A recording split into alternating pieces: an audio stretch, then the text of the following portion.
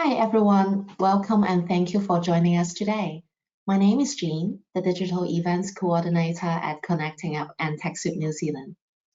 We are part of the Info Exchange Group, a not-for-profit social enterprise that tackles the biggest social challenges by creating use of technology.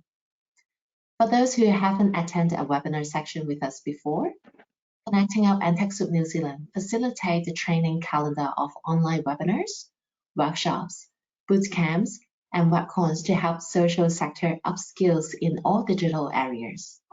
So please check out our training and education menu on our websites for more events coming up. Today, I'm very excited to welcome you to join KPIs for NFPs with Mr. Mike Devine, the CEO of Kelsa. Mike is a CPA and CEO of Kelsa Australia. He has been involved in accounting system for not-for-profit since before the implementation of GST in Australia. And he has spent most of the past 20 years designing and developing tools to take time out of the budgeting and reporting process. His award-winning Kelsa application is available as a donation through Connecting Up and TechSoup. Before we begin, we'll start with a bit of housekeeping. All lines are muted, so if you have any technical issues, please type it into the question box of the webinar panel, and I'll be here to assist you. If you have any questions during the sessions, please also type it in the question box, and Mike will answer them by the end of the webinar. We really encourage you to ask as many questions as possible to make it very interactive. No question is silly. Just letting you know that your comments and questions will not be appear to the entire group. If you are on a Wi-Fi connection and have multiple programs open, this can sometimes affect the quality of the webinar. So please, if possible, just close all the programs for the best experience. Please note that the webinar is being recorded. A link of the recording and the slides will be sent to you in 1 to 2 business days. Finally, I would like to remind you there's a short survey at the end of the webinar. Please help us to complete the surveys in order for us to provide you an even better experience next time. All right, now I'll hand over to Mike for today's section. Good morning, everybody. Welcome, or I should probably say good afternoon to those of you in New Zealand and whatever time of the day it is for those of you watching the recording. Anyway, enough waffling. So today we're going to talk about KPIs and a little bit about why people use KPIs, what they're useful for, and then we'll go through some examples of KPIs for the financial aspects of your organization, some for the more operational aspects, cash flow, and then I'll tell you a little bit about Kelsa and how we do KPIs in Kelsa. The general principles that we're talking about today will work the same whether you're doing your KPIs in a spreadsheet or in something like Kelsa or in some other application. So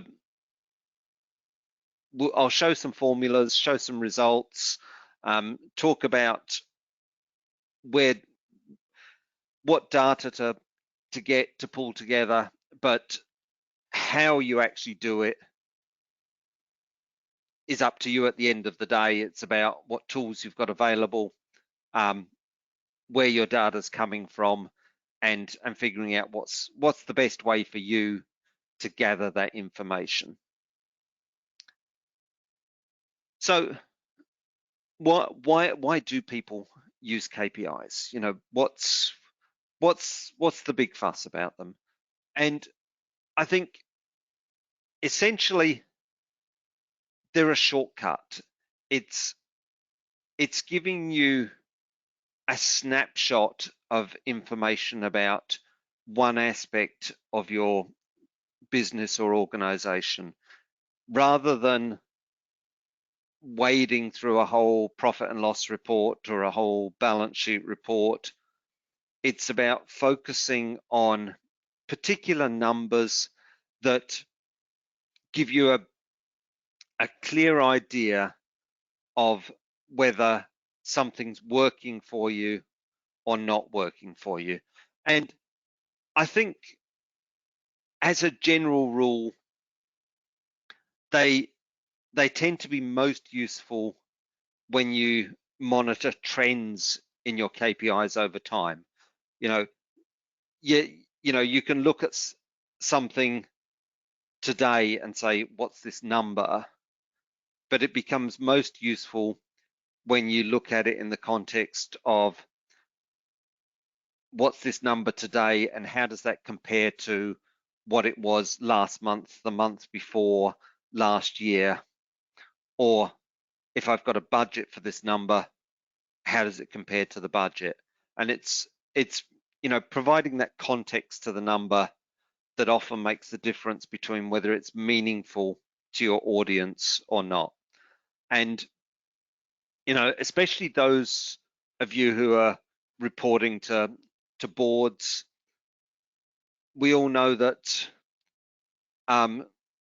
especially in the not-for-profit sector, there are plenty of board members that don't come from a financial background. They haven't got accounting degrees, but they've got all sorts of other skills and knowledge that makes them great board members, but they still have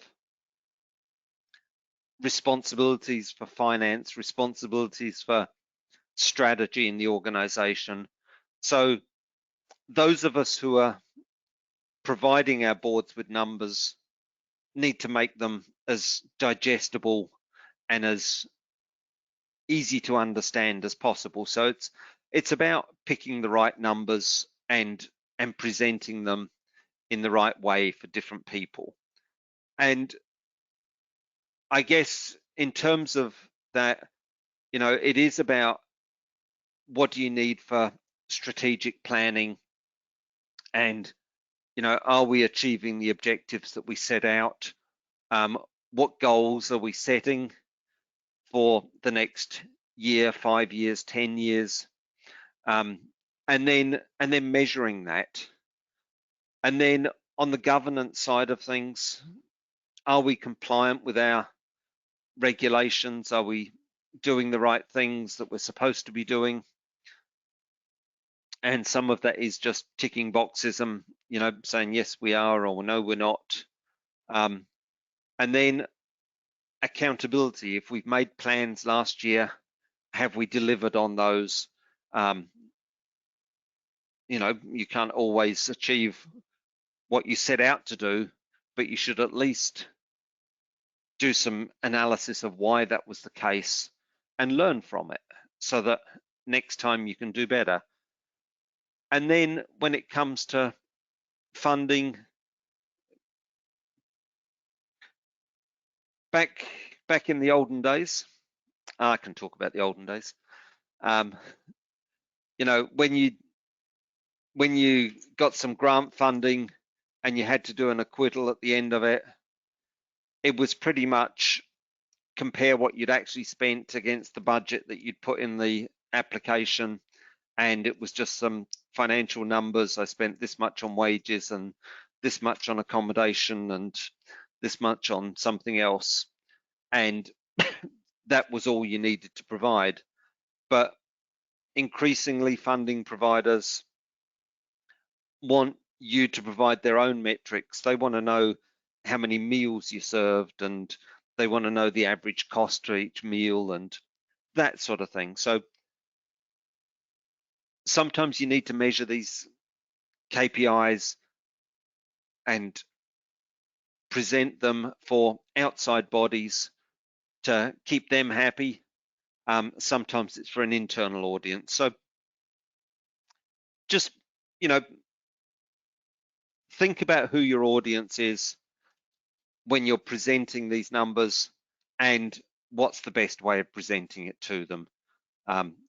Do they need a table of numbers? Do they need a chart? what makes most sense to them, what will they understand. Now, just a couple of comments about spreadsheets.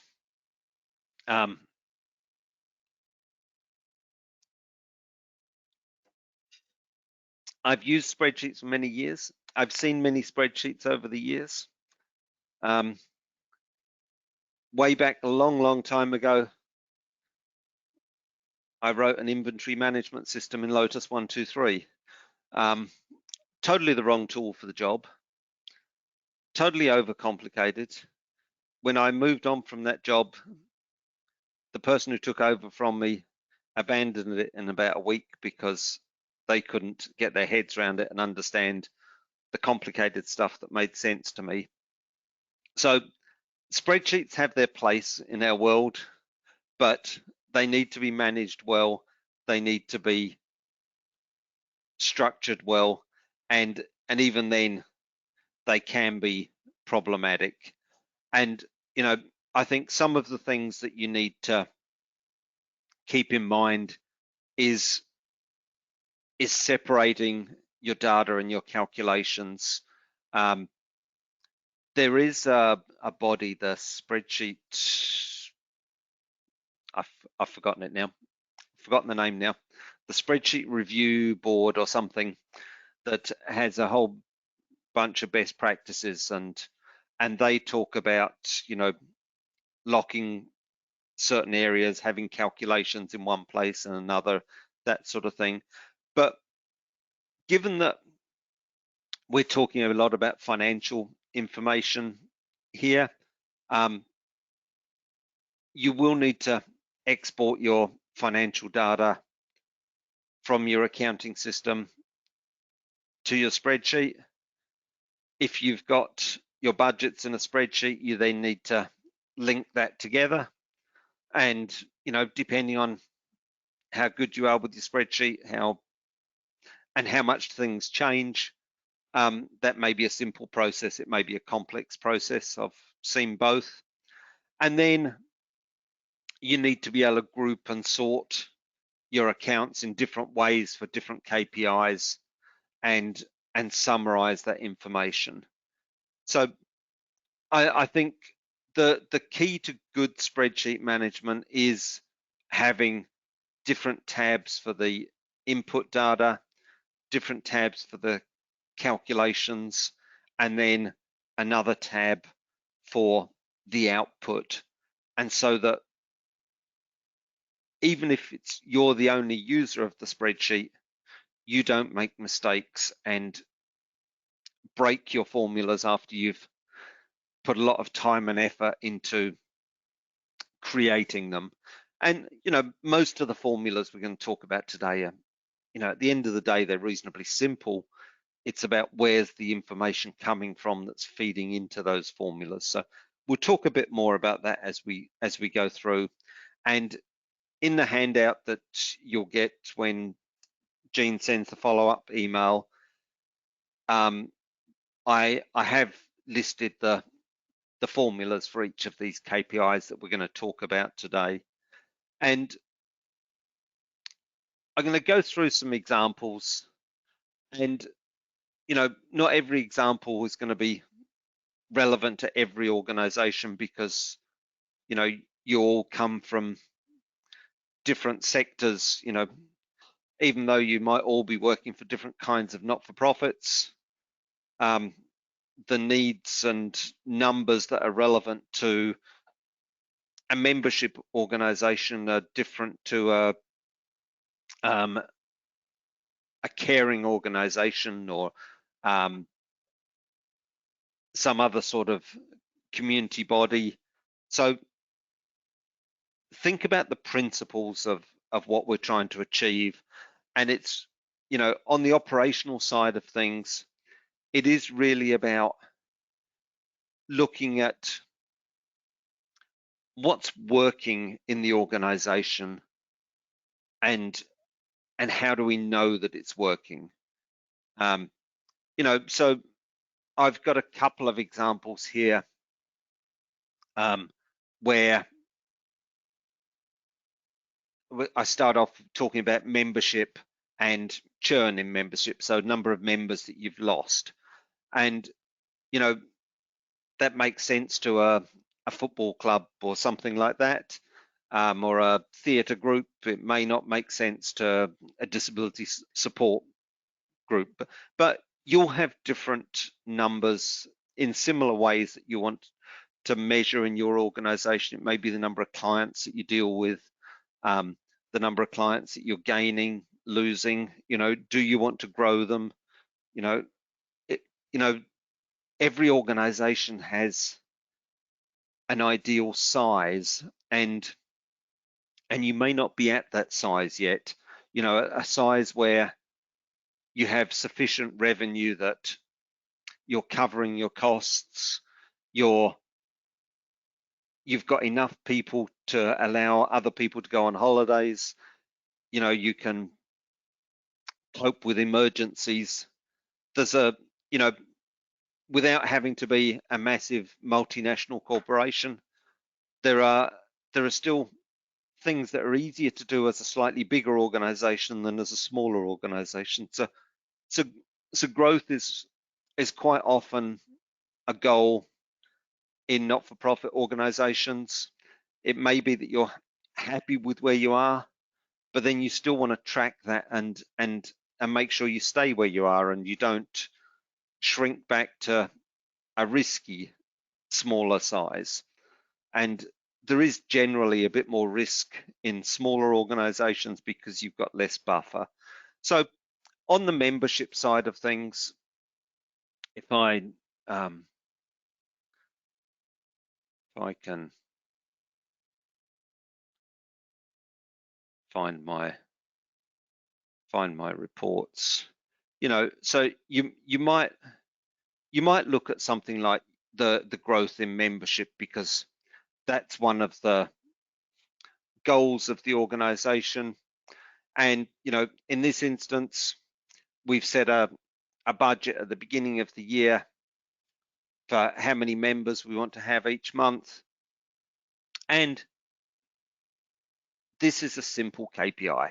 It's just the number of members. Yeah, no complex calculations. It's just each month we record the number of members that we've got and compare that to the budget that we've set. And you'll see we've had a nice steady growth in members throughout last year, which was finally going above the budget. But then in July this year, we had a drop off, and while it's grown again a little bit since, it's still below budget.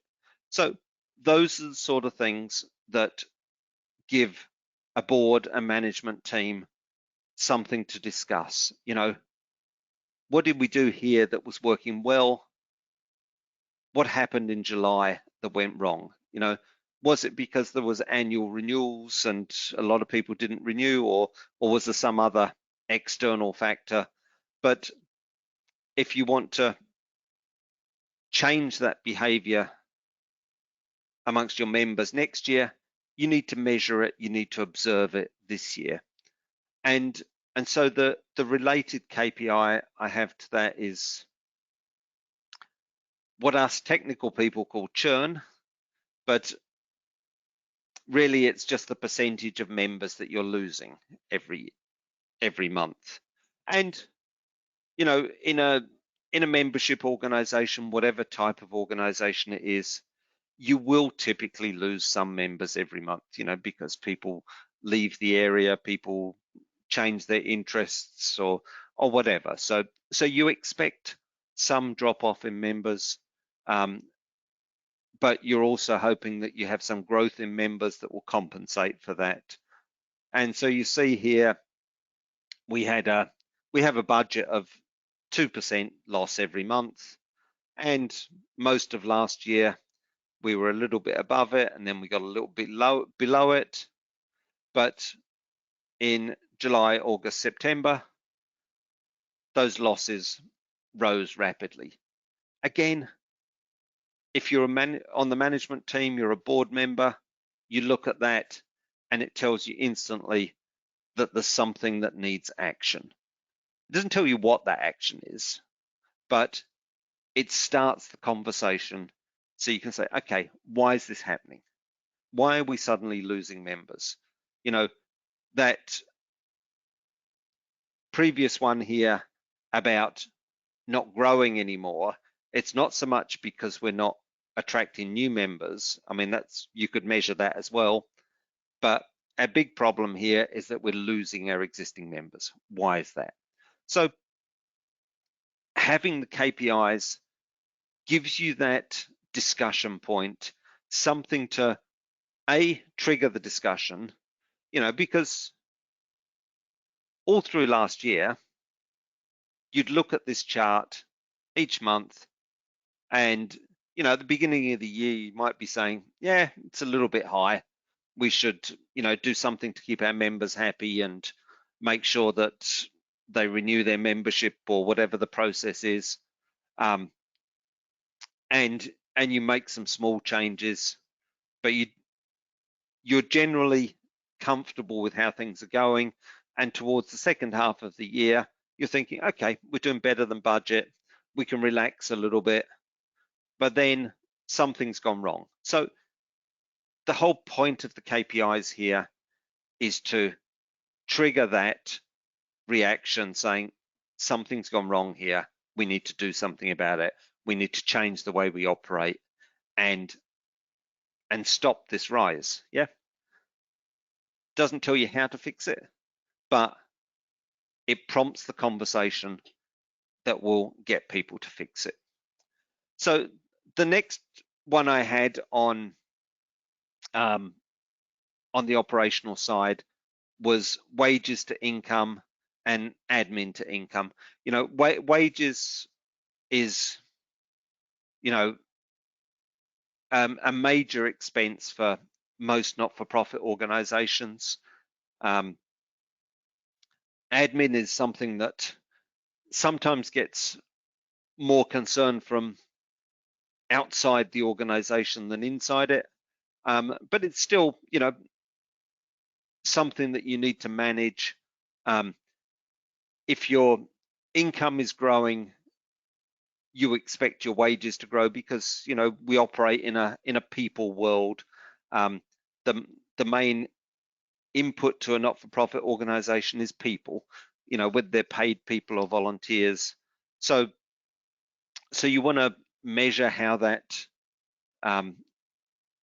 wages ratio compared to income goes, and then also keep an eye on the admin stuff. I mean, I'm not saying you should minimize the admin stuff because you need to run an efficient and effective organization, and you can't do that without admin costs. Yeah, if you don't do your administration, the front office people can't do their work. And, we know tabloid newspapers don't understand that, but we're not tabloid newspapers. Yeah.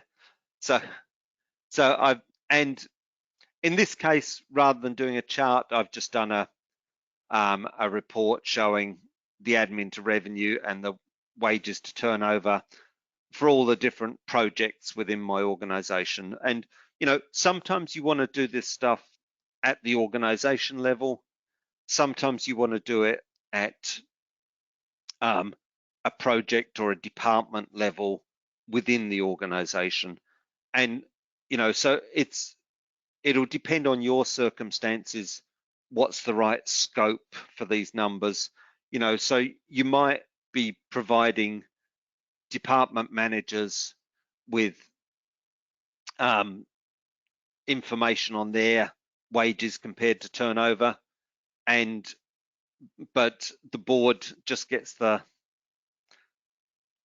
excuse me, the board just gets the overall view. So, and sometimes it can be useful to compare different projects. There's some projects that in your organization that might be inherently wages heavy, but there's others where you're doing the same kind of project and if the wages to income ratio is higher on one than on the other, you might be wondering whether you're doing something wrong on one or the other. It's these questions that KPIs can bring up, and by looking at those ratios, you can gather that information, prompt these questions, and get people talking.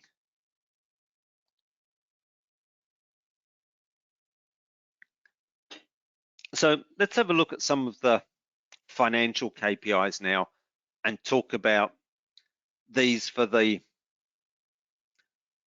financial governance of the organization. And I've got a selection here to give us some ideas. One is debtor days. So this is the average number of days it takes your customers to pay you. Now, not going to be relevant for an organization that's grant funded, but it may be relevant for somebody in the disability or the aged care sector where you're providing the consumer directed care, you're invoicing either NDIA or the client directly. How quickly are you actually collecting that money?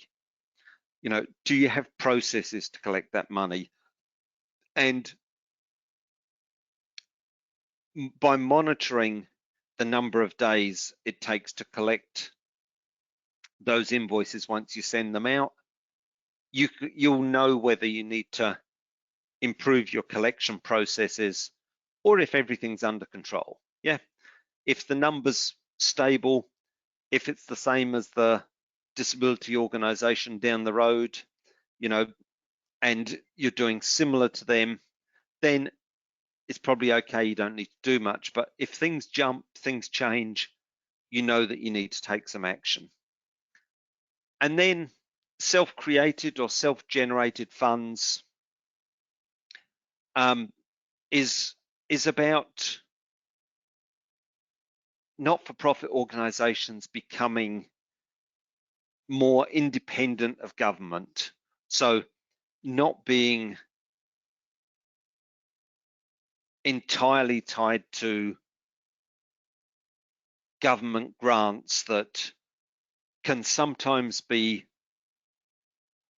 prone to or subject to, you know, political fashions, you know, grants that you might get for 1, 2, 3 years, and then there's a change of government who've got different priorities and you lose that funding. What do you do then? Yeah. How do you cope as an organization when that funding changes, when government policy changes? And, you know, there's been many organizations over the last few years who've looked at how they can generate alternate revenue independently of government. So whether that's from some sort of philanthropy, some sort of market-driven process where you run events and sell tickets to them, or you do fundraising, or whatever it is, the point is that it's something that you have more control over than a 3-year government grant that may or may not get renewed at the end of that 3 years. And so, you know, there's been a drive, certainly in some parts of the not-for-profit sector over the last few years, to increase that to increase that independence. Now, having said that, I think with the advent of the pandemic last year, it was often those self-generated funds that were most vulnerable to lockdowns, whereas the government grants did continue in that situation. So, you know, it's a double-edged sword sometimes, but that still doesn't mean that you shouldn't strive for some sort of independence in your funding and set some targets and then measure where you are against those targets.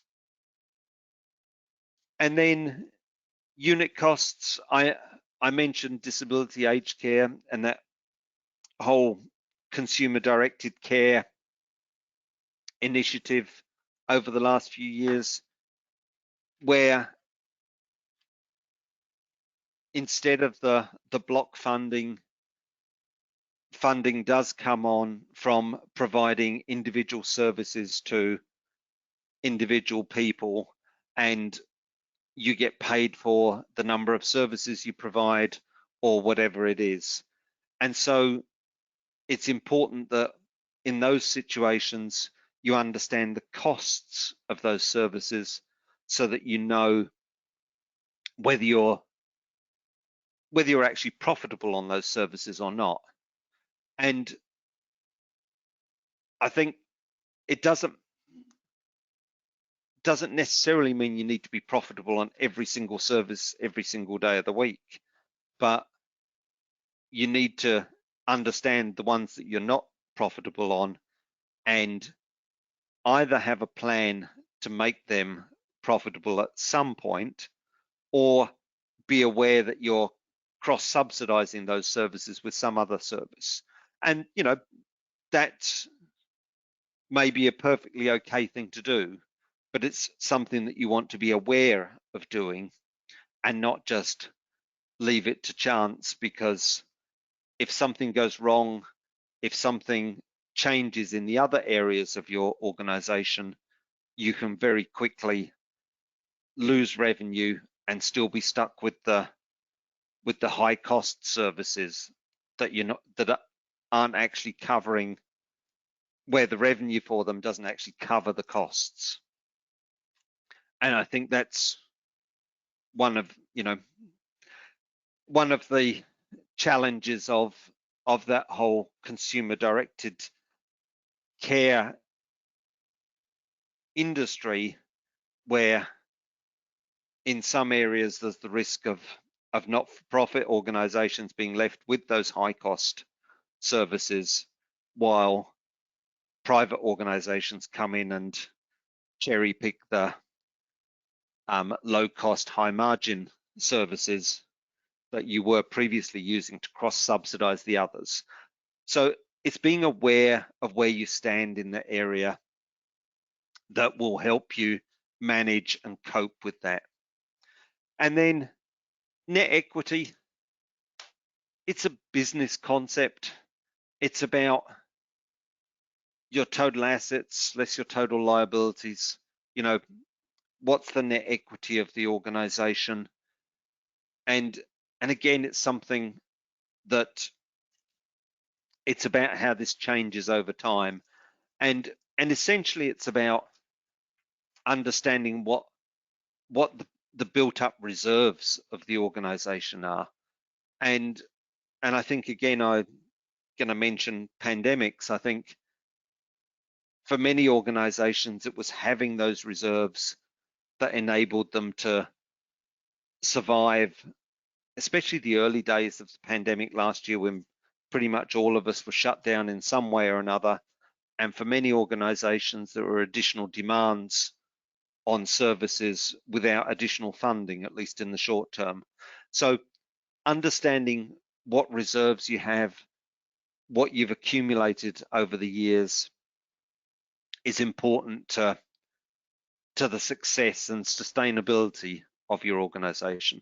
So let's just have a quick look at a couple of charts on that. So I talked about debtor days, and so I've got this year compared to last year in this example. And last year our debtor days was 1, because in general we didn't send out invoices to many people. But then maybe this financial year, or beginning of last financial year, we had a change of approach. We started doing more work where we were invoicing our customers. So there's quickly an increase to 16, 17, and a fairly constant 18 days average collection time over the year. And that on its own, I can't tell you whether 18 days is good, bad, or indifferent.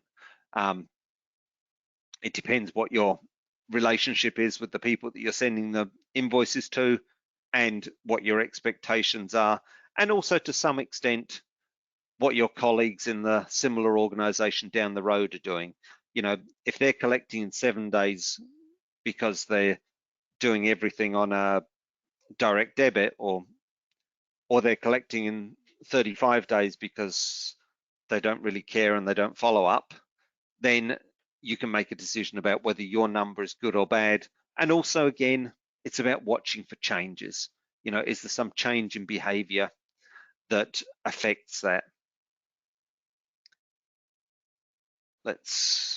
What was the next one we talked about? Yeah, self-generated funds. So I've got a budget here that says, you know, we want to generate between 25–30% of our income ourselves, and our progress towards that was patchy last year. We had some good months, some not so good months, and then things this year are looking a bit more positive. So, but it's about understanding where you are against those goals that you set, especially if this is a high-level strategic goal. The board will care whether you're achieving it. You know, if they've said we want to achieve 25–30% self-generated revenue, if we're not doing that, we need to ask questions about what we're going to change. And, you know, with all this financial stuff, it's all about getting people to make changes. It's all about doing things differently and prompting people to have that discussion about doing things differently. This is my unit cost example, and I've done bed nights for an accommodation provider, and I've made up numbers. It's my sample file, but I've assumed that there's a benchmark cost, which, you know, maybe it's what the NDIA will pay or something, that's $50 per person per night. And then I've calculated what our costs are each month.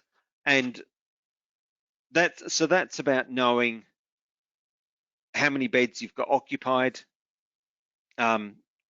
throughout the month, excuse me, and the total cost of providing that service, dividing the cost by the number of bed nights, and getting an average per person per night. And you need to have systems in place to capture that information. You need to then record it and monitor it over time. And, you know, in this case, we would be striving to always be below that benchmark rate. And it may be a seasonal thing that, you know, you've got either low volumes, you know, at one time of the year, but fixed costs, so your cost per person per night is high in those months, but in other months you've got higher volumes of people coming through, so you're a bit more efficient in your use of your resources, and you've got lower costs. And if you are going above that benchmark amount for some months, you need to make sure that for the other months you're compensating for that. So it's about understanding that context of the costing of your services and where it's coming from and how it's fluctuating. Net equity position. Don't need to explain this to the accountants out there, but for the non-accountants, it's basically your total assets less your total liabilities. So the things you own compared to the things you owe, and that's the net equity here. And in this case, we've got started, a year ago with $500,000, and we've slowly built that up to $600,000. So we're building our reserves so that when there is a rainy day of whatever type, we've got some buffer there. We're not going to suddenly go out of business in an unplanned way. Yeah. So having reserves is something that can help an organization be sustainable and continue to be around to service your clients, your members, your patients, whoever they are, for the next 5 years, 10 years, 100 years, or whatever. Yeah. So let's expand on the finance stuff and talk a little bit about cash flow, because that's also important for sustainability. And one of the simplest is just to look at the cash balance. How much money is in the bank? Now, on its own, just looking at the cash balance isn't enough, because you don't know what's coming up in the future. You don't know what else has got to be paid out of it. But for a quick, simple glance, especially if you've got seasonal variations in your cash balance, the bank balance always goes down in summer and up in winter, or the other way around. Then being able to compare two different periods gives you a benchmark. Are you doing better or worse than last year? And again, it's those trends over time that give you the context of that. Just going to the bank and saying, okay, we've got $50,000 in the bank, we're okay, doesn't help if you don't know that you've got a GST bill of $90,000 that's due on Friday. Yeah. So the cash balance isn't everything, but it's still something. A more useful way of looking at the cash balance is your cash reserves in days. And what we do there is look at what you have in cash. So it might be your main bank account, you might have a short-term investment account or a cash management account or something like that.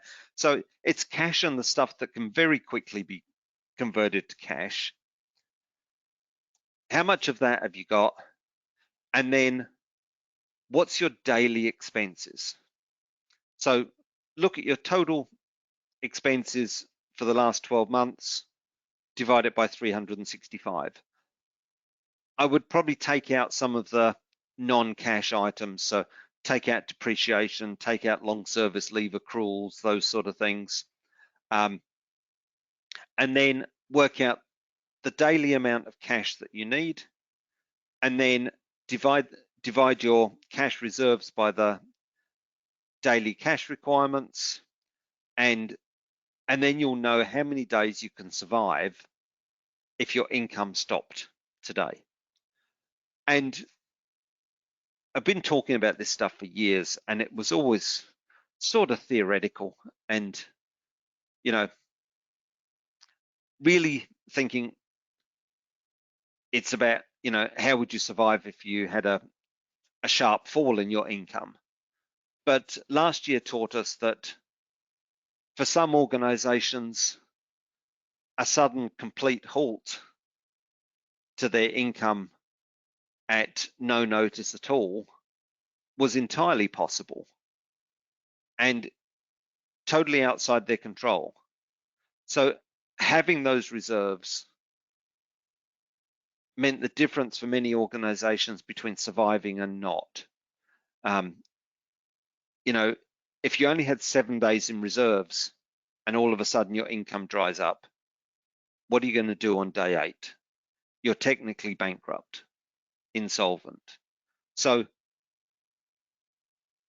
build up some reserves as you can in your organization and monitor that.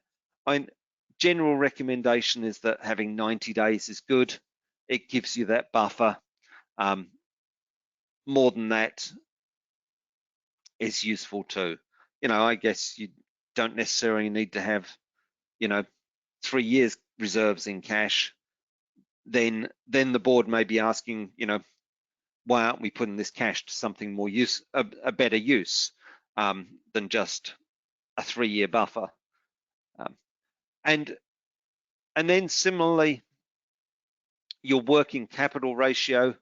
So this is the ratio that compares your current assets. So it's a bit more than the cash reserves because it's the other things that you can convert to cash easily, like your debtors, like your inventory. If you have a shop or a warehouse or something where you distribute things and you've got a value of stock there. So it's those short-term assets that you can fairly quickly convert to cash, not so much instantly like in the cash reserves example. And then your short-term liabilities. So, what you owe your suppliers, your credit cards, your bank overdraft, your GST, PAYG, etc. And how do those two compare? So it's the current assets divided by the current liabilities. And the general rule of thumb is that if that number is less than 1, you've potentially got cash flow problems coming up, because what it's saying is that for every dollar of liabilities, you've got less than $1 of assets. So technically you couldn't pay those liabilities with those assets today. Now, it's not necessarily the end of the world in that scenario, because this is a rolling thing. You're an ongoing business, and as long as those assets and liabilities continue circulating, you'll be fine. But it means watch out. And then again, creditor days, how long does it take you to pay your suppliers? And again, I think it's a warning sign when that starts increasing. If you normally pay them at the end of every month, so you've got an average of 30 days, say, and then it suddenly starts creeping out to 45 days or 60 days, is that because we're short of cash, or we're juggling suppliers and not able to pay them all when we should be paying them? It's a warning sign, yeah? So I did do a couple of charts. I'll just go quickly. So again, bank balance compared to last year. So simple stuff. You don't need fancy software to do this one, yeah? It's just record the bank balance each month. You can pull the numbers out of your accounting system, compare this year to last year. We've got more money in the bank than we had this time last year. We're probably okay. It's when things start deviating that you start asking questions and say, what do we need to do? And cash reserves in days. In this organization, 5 years ago, we had 180 days, which is reasonably healthy. But then over the last 5 years, we've increased that to now being 330 days, so close to 12 months. So comfortable position to be in. But, I put these numbers together. I could have put anything numbers together, but, it's about what are they in your organization? Have you got a problem that you need to look at? And that working capital ratio, again, comparing actuals to budget year by year for the last 5 years. We started off at just over 3. It was stable there for 3 years, jumped up to just under 5. It's now just over 5. Again, in this example, it's healthy. Yeah, we've got 5 times as many current assets as we have current liabilities. We can pay our bills. we're not going to be insolvent in the near future. And yeah, and again, creditor days. Now, in my sample file here, I've got creditor days of 100 days and more, which I wouldn't think was acceptable in any organization I was running, but again, it's mostly the changes in that you want to keep an eye on and look at. So those are some examples of KPIs that you can use, and really think of them as conversation starters. It's alerting people to something that's potentially going wrong. It may not be going wrong, but somebody needs to ask questions, somebody needs to investigate. And as Jean said at the beginning, we do a lot of this reporting stuff in Calxa. We do a lot of work with not-for-profits. It's part of our history. We do run a donation program through Connecting Up and TechSoup. So small and medium organizations, we give away Calxa because we're aware that your reporting needs are often as complex as the big guys. And for those who don't qualify for the donation, there is a what was I going to say? A discount available through TechSoup and Connecting Up. Just the quick, brief outline, the 2-minute view of what Calxa does. We connect to your accounting system if you're using Xero, MYOB, or QuickBooks.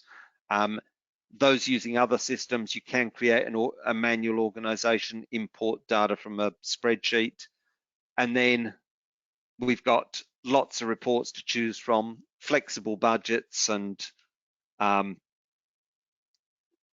short idea is that you put together a bundle of reports each month, and you then click the button and say, I want to run this bundle of reports for September or October, and you get a whole bunch of reports that looks like this or whatever. Yeah.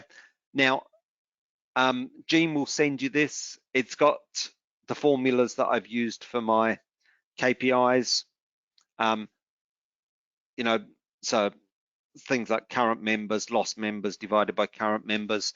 You know, somewhere you'll need to record where those members are and that sort of stuff. You can do that in Calxa, you can do it in a spreadsheet. I think the important point is that you record it somewhere and report it to people. Now, we got any questions?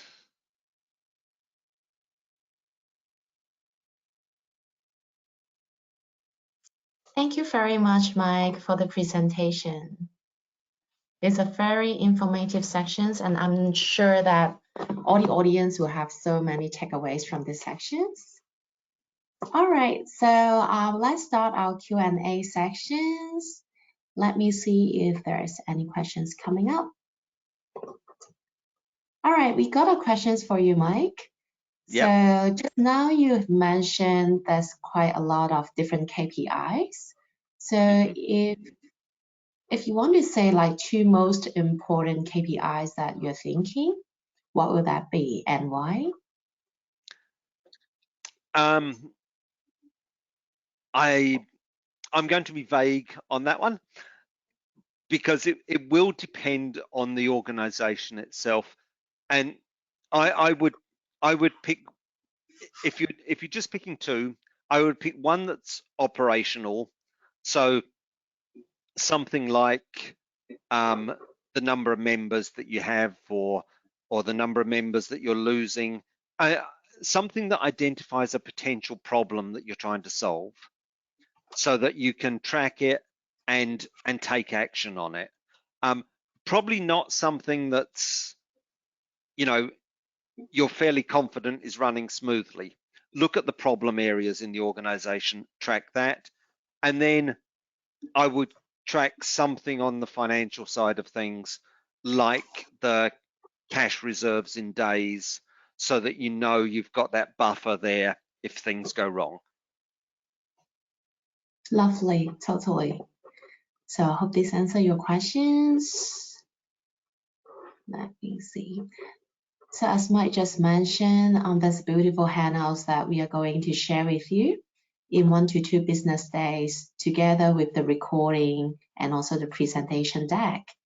So just wait for our email for this. All right. So I guess, yeah, many of us need some time to digest also the information and the presentation. But I do believe it's a fantastic one. Sorry, just hold on. We got yeah, there's quite a lot of audiences just replying on the chat box, and that thank you very much for the very informative sections. All Good. right.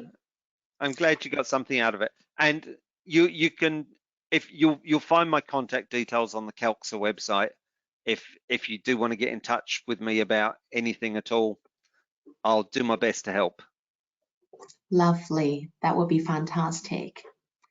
So if we don't have any further questions, maybe we can finish these sections, and then there's more events coming up, for example, tomorrow and next week as well. So feel free to browse our website on the learning sections, and then it will show you more sections coming up.